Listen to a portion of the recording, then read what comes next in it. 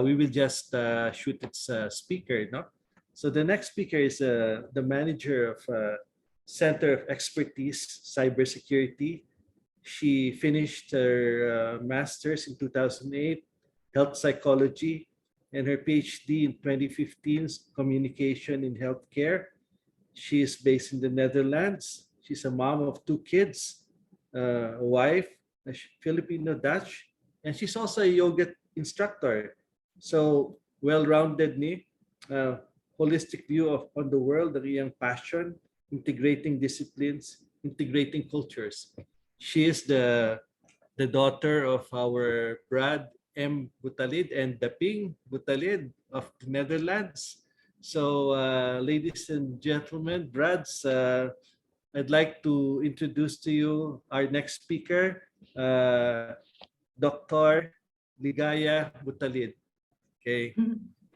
Thank you. And I feel almost humble, and I feel humble and shy almost by this introduction. So thank you, Tito G. I will try to share my screen. So it's a more classical presentation compared to the previous talk. Can you see my screen now? Yes. Yes, we can see it. Okay, thanks. So I will be talking about the topic cybersecurity from a human behavior perspective. But first, I want to introduce myself further. So, as Tito Dr already mentioned, I'm the manager of Center of Expertise Cybersecurity. I'm the daughter of M. Butalid, you can see by my name, and also the niece of Oliver Butalid, who we all know is currently in the hospital recovering from surgery. But it was his initiative to invite me here, so thanks also to Tito Oliver if you're listening, maybe. Thank you. And we had an interesting talk in December to prepare this, so we already exchanged some ideas on this. I'm the managing director of a Center of Expertise. It's a research group within a university. I will talk to that about later. I hold a PhD and I finished my master. And during my bachelor years, I did 1 semester at UP Diliman. Maybe AB still remembers that time. That's a nice semester in Quezon City. And I'm the managing director together with 25 researchers in our team, and there are 3 professors, and one of the professors also the academic director. So together with him, we're running the business in our research center. I'm mainly responsible for the budget planning and the human resource, and he is responsible for the research projects and program lines.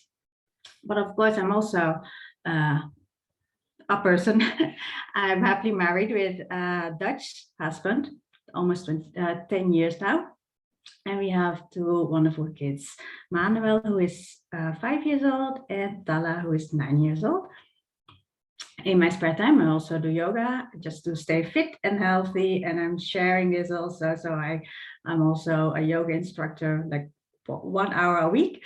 And I wrote down teamwork. I think that's important in my job, working together, but also in my private life. So yeah, I have my ambitions. My husband is also a manager, and especially in this COVID times where we work a lot from home, we have to team up as a family, as 2 careers trying to manage.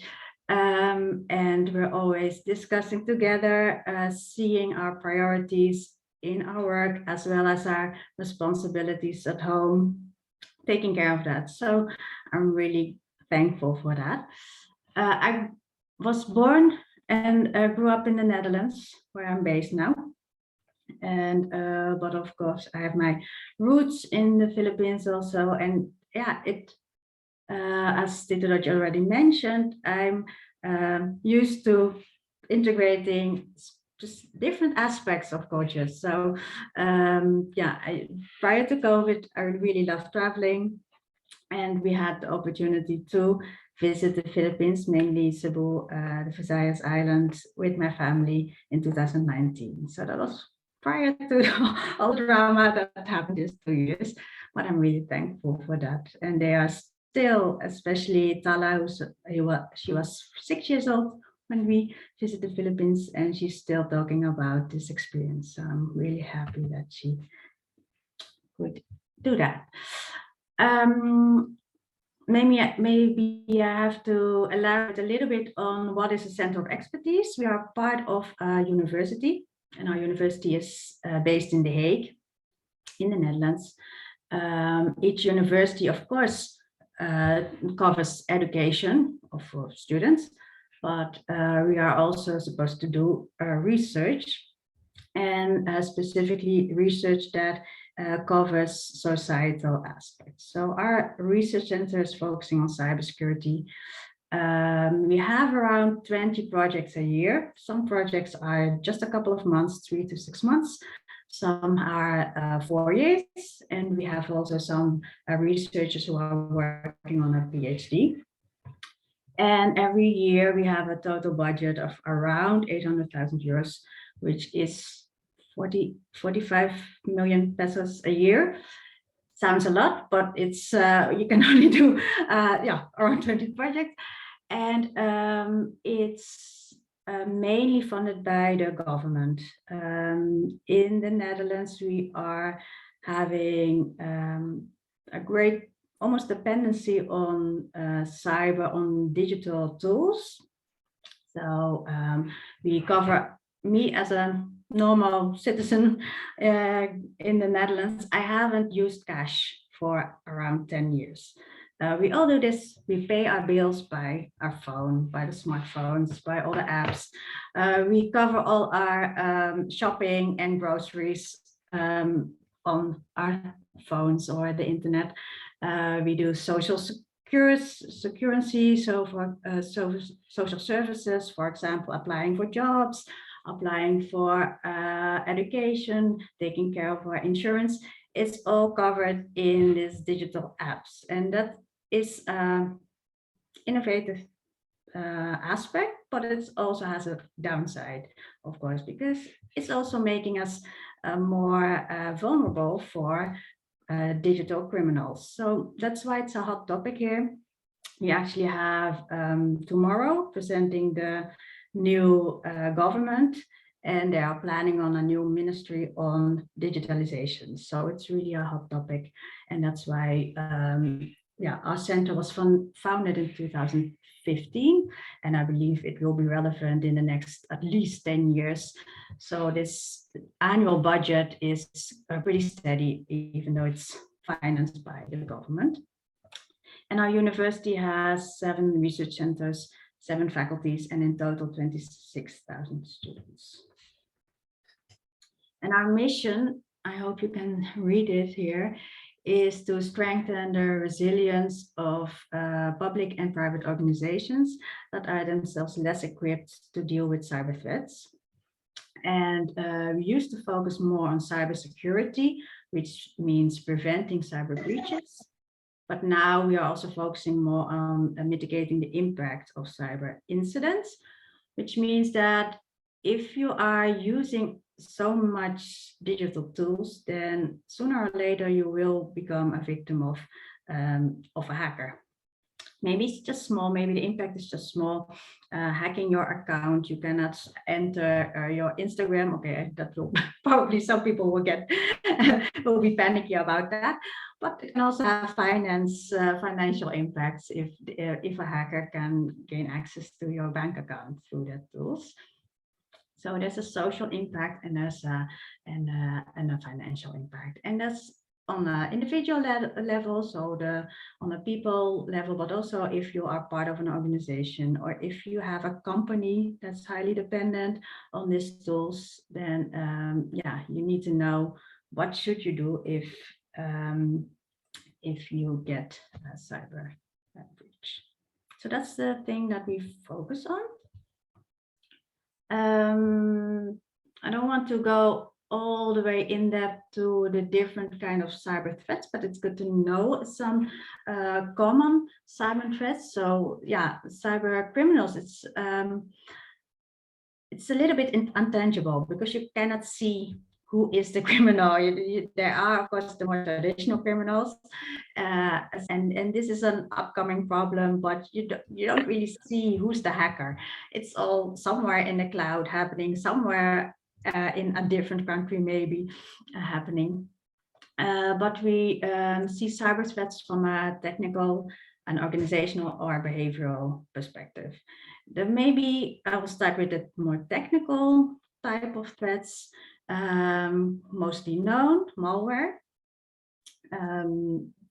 Viruses can be programmed, and if you accidentally download this, this can involve ransomware. They can get into your system, maybe your personal computer, but also on your networks. So it can be small scaled or large scaled, even on a national level. If they get access to vital systems, that's really a huge impact. But also already if you have your own network at home and you cannot access your own computer anymore, that's quite a problem. And also an upcoming problem is IoT attacks. Sounds a little bit maybe not known, but there are a lot of devices besides your computer and your smartphone, for example, smartwatches that can track your steps, that are motivating people to stay fit and healthy. There are, and in the Netherlands, we have a lot of home devices that you would not think of being attached to the internet, but they are. So for example, last year we bought a coffee machine, and there was an option to connect this coffee machine to the Wi-Fi, but I didn't do that because that didn't make sense to me. But there was an option, and then if you would do that, you can download a fancy app, and then this fancy app would tell you all the kind of issues on your coffee and give you suggestions on flavors and give you a pop-up if your coffee needs a refill. And these are fancy devices, fancy tools, but it's also a threat because the coffee machine companies don't really care so much about the security aspects of their device. They just want to sell coffee, of course. So it's, yeah, and criminals know that it's a weak point in your system, in your network. And if they can get through this coffee machine, get through your Wi-Fi, get to your install a ransomware or a virus on your computer. If that happens for a big company, that's still that's quite a problem. Then on an organizational level, we have some threats called, for example, insider threats or password attacks. People trying to shut down systems, for example, through the CEO or the administrator. Sounds maybe also okay. What's the big deal if they get into your system? But they can shut down all your tools and all your planning and all your documents. It happened last year, for example, in the Netherlands in April. We call it the cheese hack. A logistic company was hacked and the whole system got shut down. And this logistic company was responsible for supplying a lot of cheese from a cheese farm, different cheese farms, to almost all supermarkets in the Netherlands. And for at least 2 weeks, they could not supply the supermarkets for cheese. And that was quite an impact financially for this logistic company, of course, because they couldn't work for over 2 weeks. The farmers who were making cheese had a problem because they couldn't deliver and sell their cheese. And in a supermarket, everyone noticed, what's happening? The Dutch people couldn't buy cheese anymore. So it was, there's a financial impact, maybe a little bit also on a social impact. It can be quite large scale. And then there are some behavioral, more individual threats. And one mostly known as phishing. And it's a way that cyber criminals try to get into your account and try to get your password by sending you an email supposedly from a hotel you visited, or supposedly from a company that where you ordered, did some shopping, trying to get your personal details and maybe even your password. And with this password, they can access and just order anything from Amazon, for example, if they have your Amazon password. It's a way that they, that they try a lot. It's and we see that in, at least in last year, they did a research, and these are all estimates because we don't always identify the breaches, but in around 10% of the breaches, it involved ransomware. So this technical condition seems to be quite okay. A lot of investments has been made on technical condition, making sure that there's a lock on your digital tools and in your documents. But the way to get into the system or into your accounts is in 85% had involved a human element. So they're really trying to get into a password, in a personal password, and then through that get access and maybe even shut down your whole system. And then I'm always talking about how does this have a financial impact, because digital criminals just try to get money of this, of course, but there's also a social impact. If you have been victimized, you feel insecure, you feel, you can develop anxieties on, okay, if they can get into my photos, okay, that doesn't really feel safe. So there's also a social aspect to it. And I don't want to just scare you off and then say goodbye, good luck with that.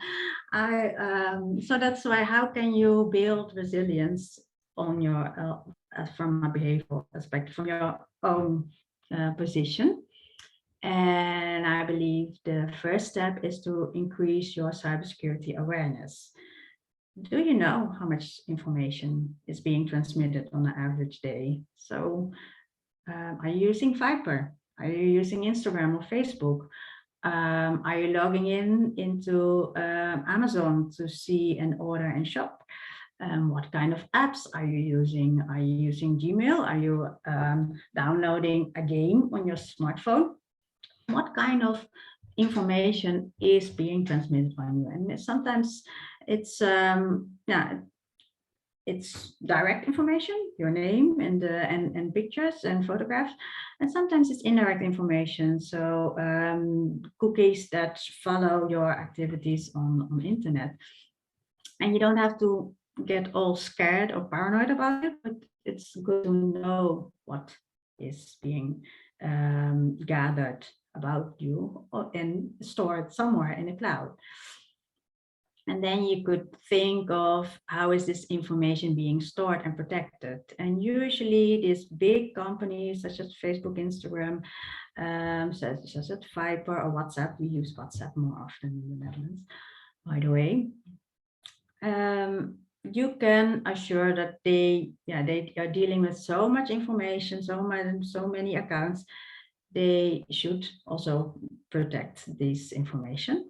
But sometimes you have this fancy, weird apps, such as counting the coffee machines, what you're using, and maybe that information is not being stored and protected so well. So just becoming aware of what do you trust these companies, so to say, and how is this information being used?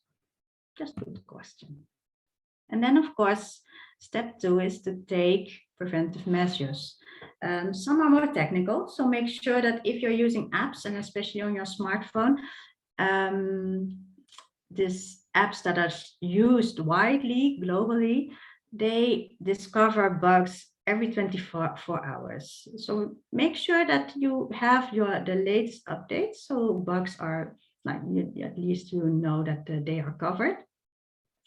There are automatic updates for computers, of course, and just check if it's still updated. That's a technical thing. Make sure the lock is still working.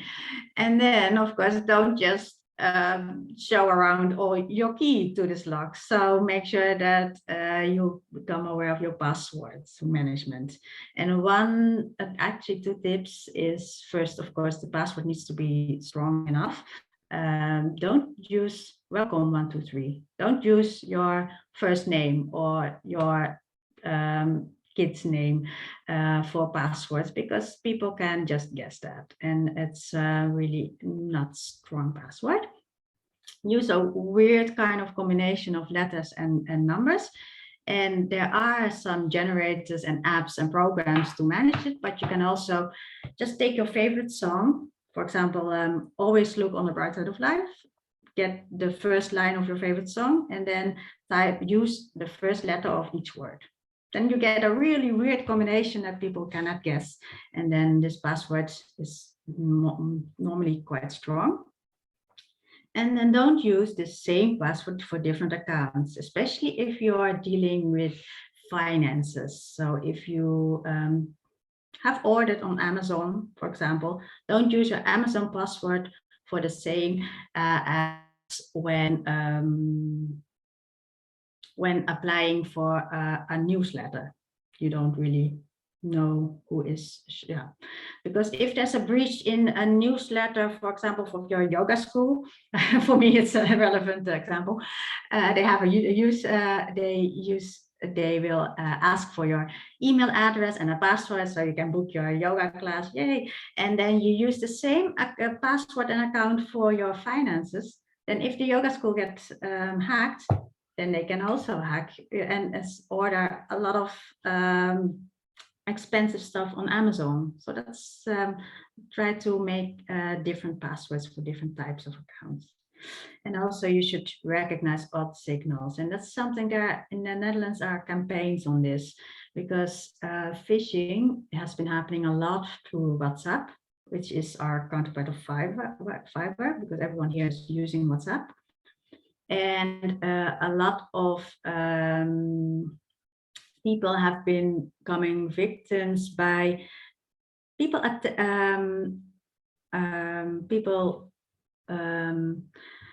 saying that they are their kid, their child. So, for example, they are aiming at mainly, unfortunately, senior citizens who have kids in like early adult age.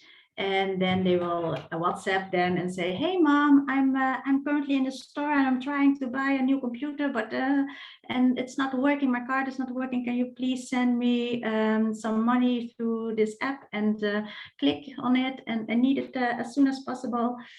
And they will try that 1,000 times.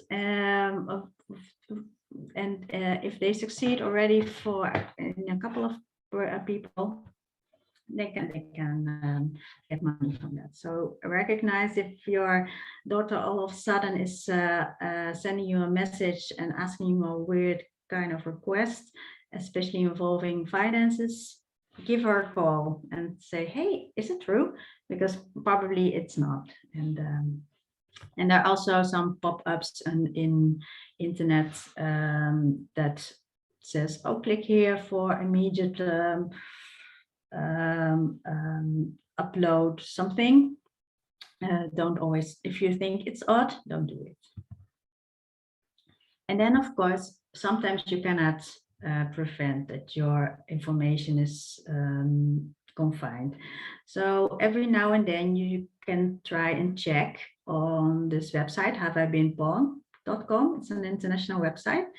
And it states that if you enter your name, for example, you can see, oh, Facebook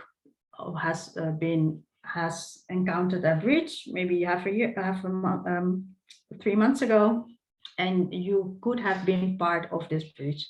So if you know this, then you also know that you should change your passwords concerning these accounts, because they're probably somewhere on the dark web, your combination of name and password. And for those of you who are running a business, we have been talking to Marco, who is doing a lot of online stuff.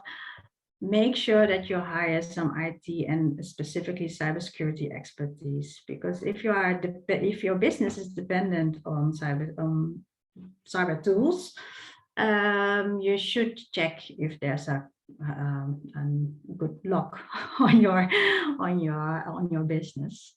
And also, if you work together, your employees or your partners should also becoming aware of making sure that their passwords are secure. And this is all to prevent from being hacked. But sometimes, especially if you are on the internet every day, there's so much interaction going on the internet, you cannot always prevent a hack. Sometimes you're just bad luck. So you should also invest in crisis management and backup plans, especially if you're working in a company. Make sure that your employees know how to respond on this, how to,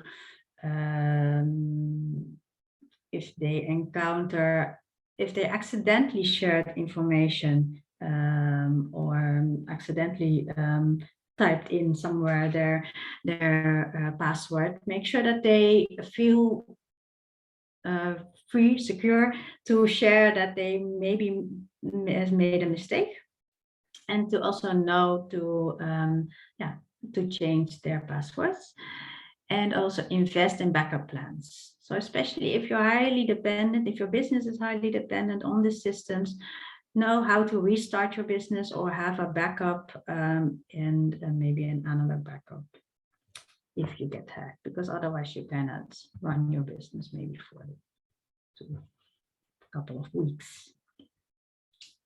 So that was my presentation. Maybe it's a lot of information. Oops. And feel free to ask. Oh, and I'm not sure how I stop. Oh, you stop share. Or I should be stopping. Yeah, that's it. Thank you, Gaia. Gaia, Yeah. I'd like. Okay, so there are several people raising their hands, but I'd like to ask a first question, Gaia. Yes, of course. Yes, you say that 85% of breaches involve the human elements. You think it's also a problem for since humans are usually ashamed if they have been breached or Yeah. violated. You think it's a problem because they might not even report that they have been breached? Yeah, that's really a problem. And that was why in the last slide, if you are working together in a company, make sure that this shame part is that people don't feel ashamed to report, because it can happen. You can always lose your key, for example, or you can always make a mistake in that sense. So yeah, we are also running some campaigns here in the Netherlands, try to get people out of this shame and get them to feel more free to say that they have been victimized by a criminal. So yeah, it's a little bit, there's a fake line between the more traditional criminal and victimization and the digital victimization. If you got robbed, yeah, you will say, oh, this stupid theft just got my wallet, and I feel, yeah, you don't feel so much ashamed. You report it to the police, or you tell your friends, take care of your wallet. And we are still sort of building that in this digitalized thing. So yeah, I hope that's also part of our mission to say, okay, it's the same kind of problem, but we're just not so used to it, and it feels a little bit intangible so far. But yeah. Actually, if I may share, in our institution where I'm working, they sometimes send to all some kind of a phishing mail, and then I actually click once, and then when I clicked it, I got a message. you just clicked on a potentially phishing mail. You say, oops, Yeah, oops, yeah, oops, oops. So to And also yeah, to give people, and then you hear from your colleagues that they also did that. So you make it not so, you break the taboo. So yeah. because we could share it with each other and could laugh about it, but at the same time, our awareness was also increased. Yeah, it's one of our projects actually to make this sort of fake phishing, but Yeah. then to make people and companies aware. So yeah, as CIOs and also municipalities are approaching our research center and saying, yeah, I have the idea that our employees don't really know the risk so much.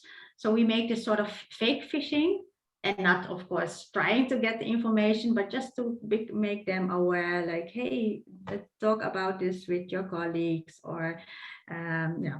So that's a thing that we are investing here now also. Yeah. So Thank you. there's a question. Okay. Uh, see. Okay. Oh, Christian Hauser Villegas has a question. Christian. Yeah, thank you, Brad. Yeah, hi, Ligaya. Thank you for your talk. It's quite interesting and also very relevant. I have a question about this password management. So I actually followed the advice that you gave in your talk, wherein I use different password for my different account, and then I use a different combination, not my name, surname, my birthday, and it's very strong. My password is very strong from a different account, so that I'm quite confident that the hacker can't get in. And then my problem is usually I myself as a user cannot get in because my password is too strong. So my question is there some sort of balance about this thing where it's um, if quite you can't secure, remember. but Yeah. also something that I myself as a user can also get in, because most of the time it's not about the hacker, but it's about me not being Yeah. able to access my own account. So Yeah, it's yeah. a thing. So we have password management programs, sometimes on your smartphone, that can generate automatically your password. And then there's also something I didn't mention, but you have this two-phase authorization kind of tool that you can use, and then you have like one main password for entering getting access to your smartphone and to this list of passwords, Yeah. and make sure that this access to your password generating smartphone has this two-phase in identification. It's quite technical maybe for other people, but then if you log on, then they will ask you again on a different device or on one device open, also not only Gmail, but also YouTube, and say that you are not a computer or not someone trying to get in from a different place. So that's a sort of double check. And if for financial, or if for your sort of password management device, I would really recommend that. And then you can have this list of your weird passwords in this device, in Oh, this I see. I management see. program. Yeah. Thank And you. then still use different, because they can breach, for example, Facebook, and if they can use, and it happens once in a while, and if they have your combination, even though it's really weird, and you're using it also on Amazon, then they can already access two type of accounts. So make sure that there are different like, blocks of Thank you. Ernie. any Sorry. other. Okay. Okay. Good presentation, Ligaya. One question. Is there a better way of establishing your ID aside from using username or passwords in the future? Maybe using your eyes or your voice, or yeah, or maybe using a fingerprint, Yeah. because it's easily hackable. Or I have a bad experience. I have an account with Philippine Savings Bank, my social security. So I have these passwords, username, and then they changed the website, the format. they modernized it. And then when I tried to enter, I cannot enter anymore. I complained 3 times, but you know, these people they don't care. So I'm very afraid because I'm already 70, and the SS in the Philippines, when you reach a certain age, they will stop the remittance because they thought you're dead already. So is there a better way? Maybe your eyes, you just in the Yeah, future. they are actually using it already. So some of the smartphones already have this face identification tool. So they can see, they check your face. So if you're young, they don't recognize it. But if you just smile straight in the camera, so some of the smartphones already have that. Oh, okay. So it is possible, but we are just users of the tools, and cyber criminals, they are really creative. So you're sort of trying to get a better lock, but they will always get in. So that's why I really believe in not only the technical part of cybersecurity, because these locks every year they will find a way to get through this lock. So if you have your eyes scanned, I don't know how, but with AI, they will probably, you will have a lock scanning your eyes, and 3 years from now they know how to hack that also. I don't know how, but they will probably do that. Oh, yeah. So that's why I really believe in this, more the behavioral part, becoming aware. And if you have like 1 or 2 accounts that are really important for you because you are dealing with finances, make sure that you remember that, or that you use this password management kind of tool. And then with other accounts, or just subscribing for a newsletter, you can still do that, but you can also becoming more aware. Do I really need this? Do I need this app to know how often I order coffee, or how often I order? I don't know. If it's not really useful, just be a little bit more critical on what type of information you use. Okay, thank you. I'm not sure if it answers, but but it's You're smarter than your dad. Yeah. No, I'm just kidding. All right. More questions? Okay, Brad Danny Pulido. Please unmute. You're muted, Brad. Nakamute ka. Okay, can you hear me now? Yes. So for now, the recommendation is subscribe to a password management program. Is that it? That is one recommendation. Like you have a key, the master key. It's a master key, so to say, and make sure that it's this two-phase authentication. So yep. But if you're subscribed to a password management program, can that program be hacked, and then the criminal will get all your passwords for all the applications you have? Unfortunately, I don't know. Maybe yes. I don't want to. Yeah, everything is possible. People can, if they are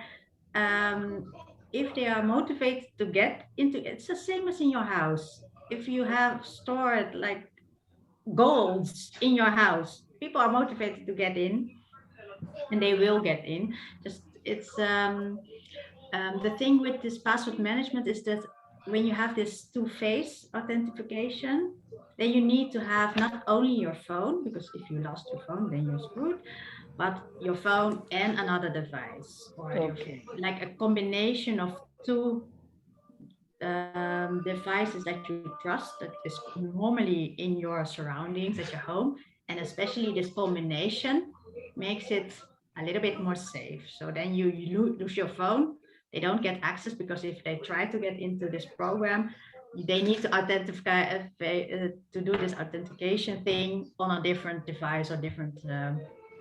So it's and that's what is used here in the Netherlands if you for the banking and the social services. So you have to enter on a laptop, for example, and then they will ask open the same app at this moment on your phone and say you're the same person. Oh, okay, okay, and then okay there. That's how that works. There, so yeah, So there's always still that's a a risk. whole lot. So that's a whole lot better, no?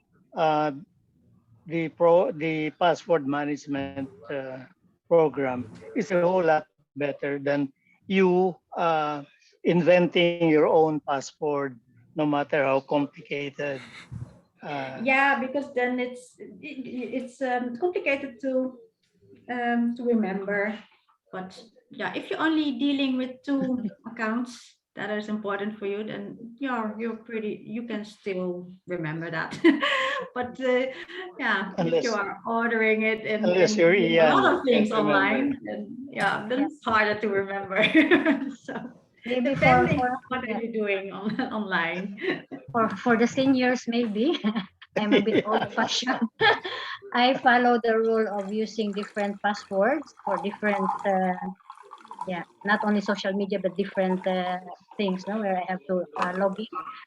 And it's really a lot. And then sometimes you are also asked after a year to change your password. So I don't, Yes, so that sometimes I don't remember anymore all my passwords. So what I did old exactly. fashioned way, I wrote my passwords for which for which portal in a small piece of paper, and I'm keeping it somewhere in my house. Don't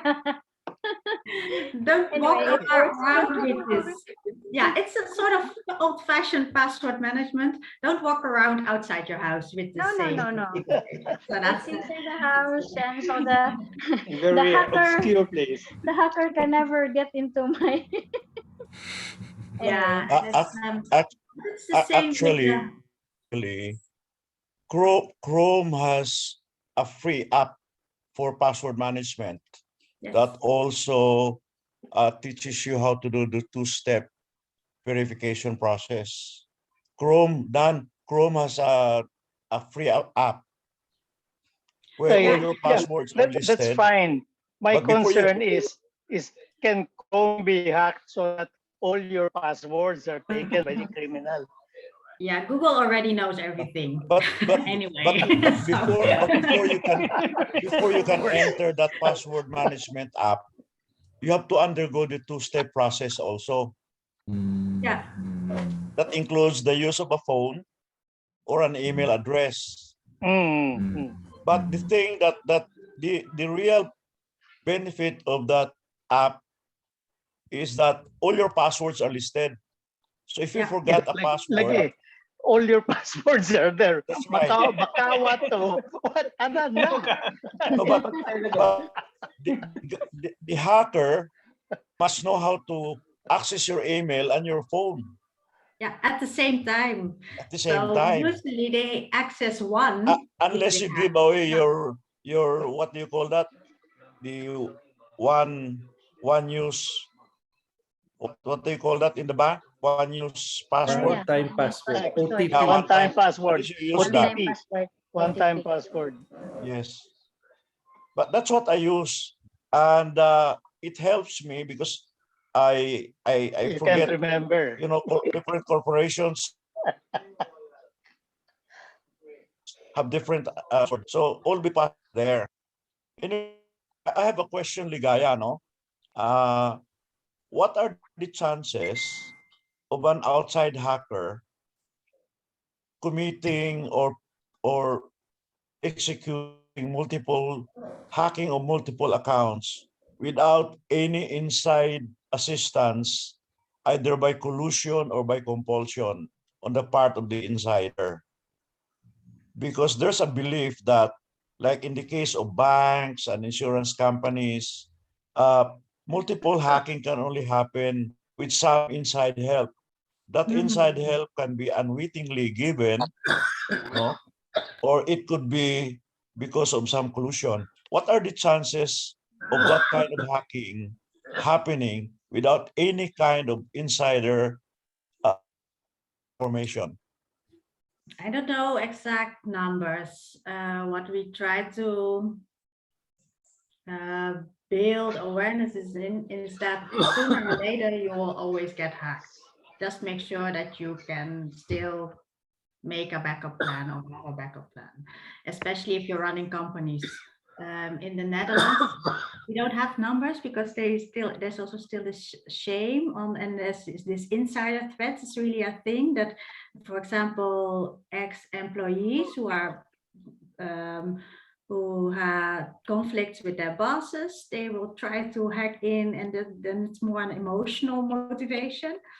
And of course, there's this financial motivation. If you're running a big company, there's a lot of money to get in. They blackmail the CAO, for example. So yeah, hackers are not computers. Hackers are people, and they have a motivation to steal from you, either something socially or most of the time money. So just becoming aware of that. Yeah. And then see, yeah, there is always a chance, but make sure that you're not completely lost if it happens. So, for example, if your regular wallet was pickpockets, if you have been pickpocketed, oh, I have to call my insurance. If you have an insurance, I have to report on the police. Okay, I will lose 100 euros, but I will survive because I have this sort of social sort of network. What to do when you have become victim? And the idea of that is also to think in that way on a digital level. So yeah, the chances are, if you are online every day, then the chances are quite already in the Netherlands. There's a bigger chance of getting digitalized pickpocketed in the next 10 years compared to the more traditional ones, since we are not carrying cash anymore anyway. But so yeah, there's a bigger risk for that already. So there's sort of, Because yeah. in most cases, the one hack, one way or another, furnished information to the hacker through all of these phishing, these pop-ups, these phishing thing, sending you text messages that you respond to. They use devices that get information that make you give information to them. Without that information from you or somebody in your organization, otherwise they would not have been able to hack your accounts. Yeah, yes. And if you're running a company, if you're, for example, our CAO, make sure that like the administrative roles and the people accessing more the financial or the fundamental parts of your network, that group is really small. So it's just about minimizing the risks. If you just have a network and everything is open and 1,000 employees can access all documents, of course, it's not safe. If you make sure that the confidential and the financial part is only accessed by 2 or 3 people, then you already know, okay, we minimize the risk of this insider threats because people, they're like components in your network. Okay. So that's something that, yeah, companies should think about. And that's also depending on your company or your situation. It's something that I would recommend asking an IT cybersecurity specialist to make sure, okay, these are the confidential parts and the crucial parts that should only be accessed by the CIO and a maximum small group of people.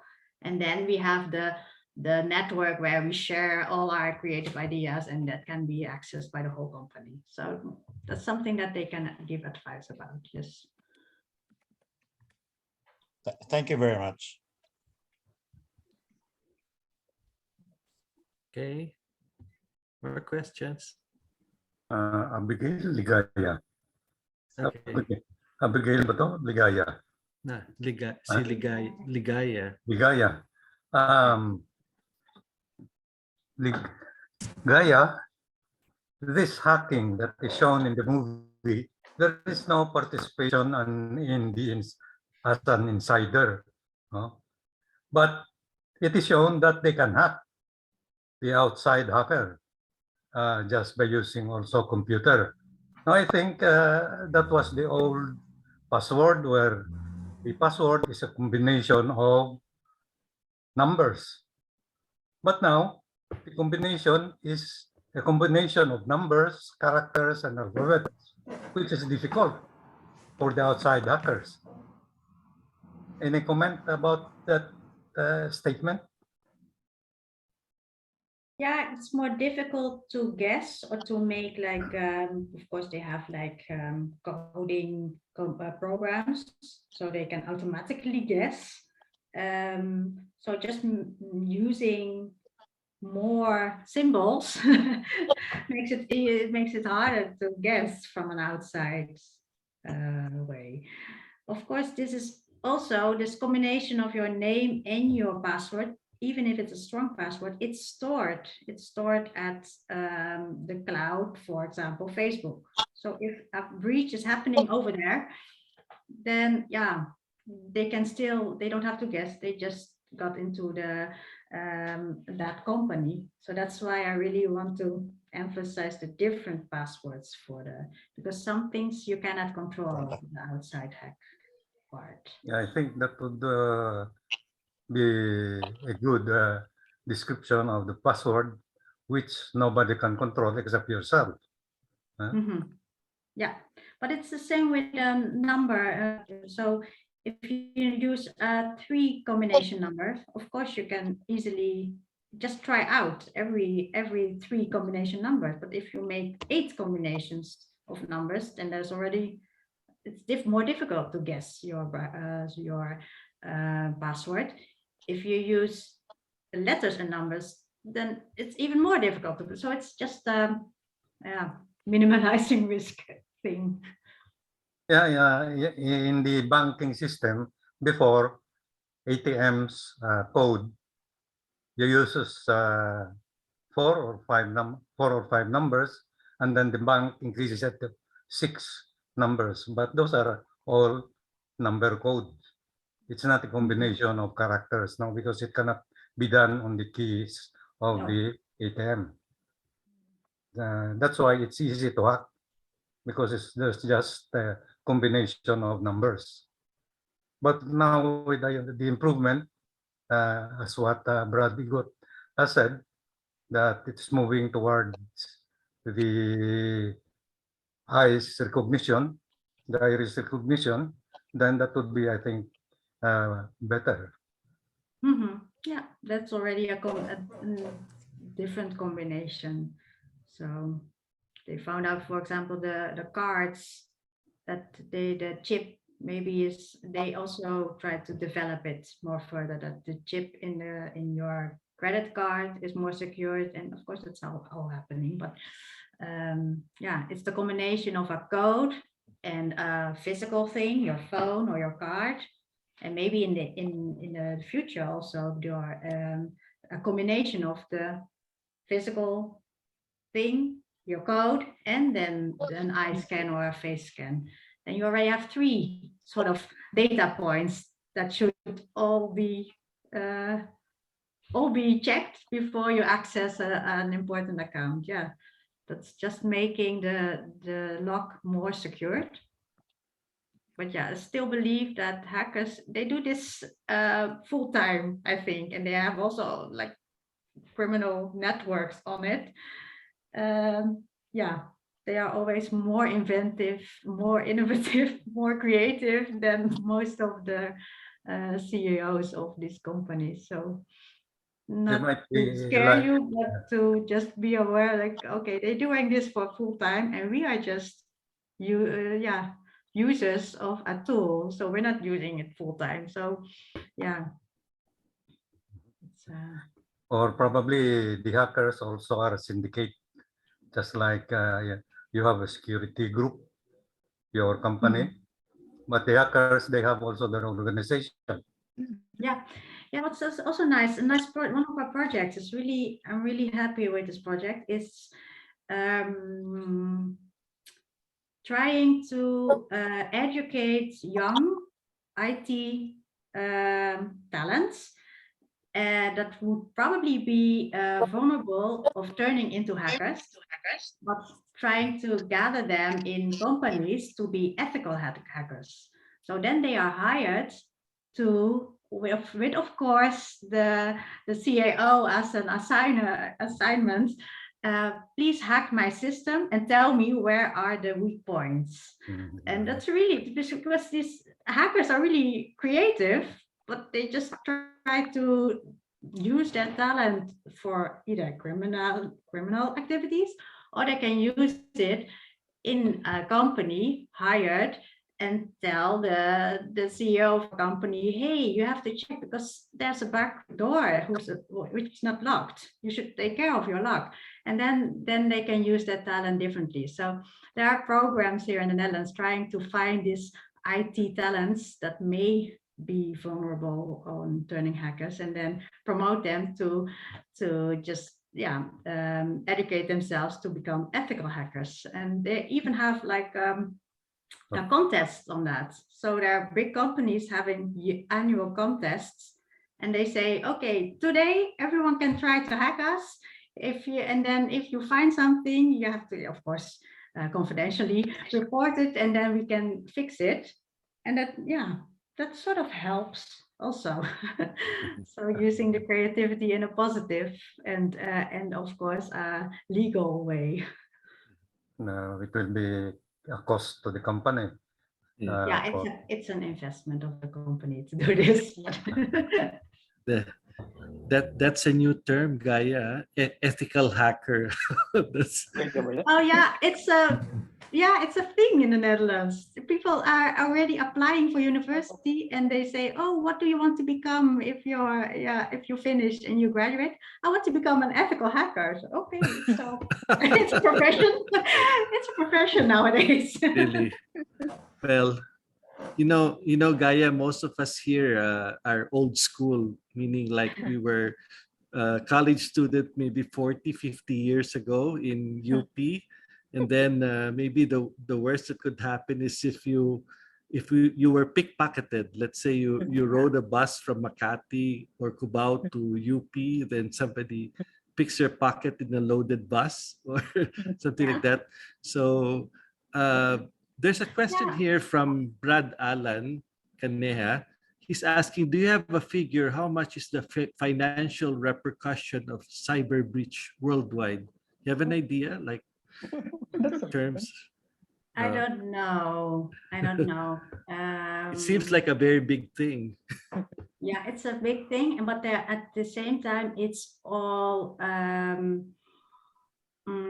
their estimates. So municipalities in the Netherlands have been hacked. Universities have been hacked, and all of a sudden, all universities were stressed out. And maybe I think most of them have paid some Ransom. like ransom money, but they tend not to share whether this was like 1,000 or 100,000 euros or even more.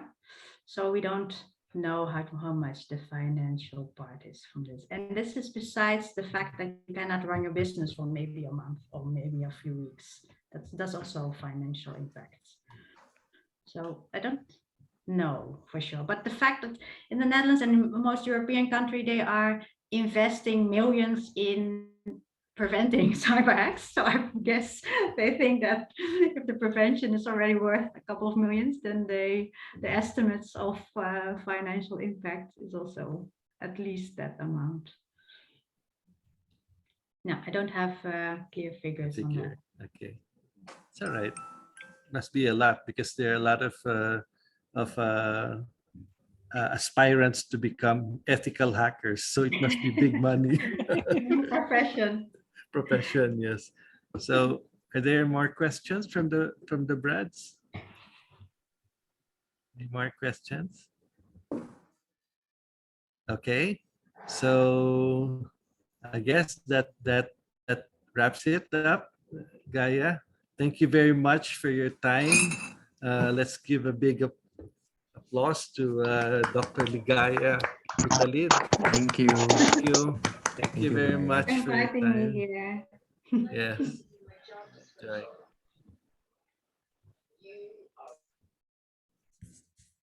So Brad, that wraps up our TID Talk 9. Thank you all for attending. Let's take a We group will photo po, Tito. ano pa? Group Let's take a photo. group photo po, Oh, Tito. group photo please. Yeah. Oo, sige. Okay. Cameras on, cameras on. Oo. Para makita ni Berong. Po. Cameras on. Okay. Yes. Ah, wait po. Okay. Oh, let me just change the settings. So that I can see everyone. Wait po. Okay. I cannot see myself for some reason. Okay. Okay, but I'm here. Okay po. Let's take a group photo. 1, 2, 3.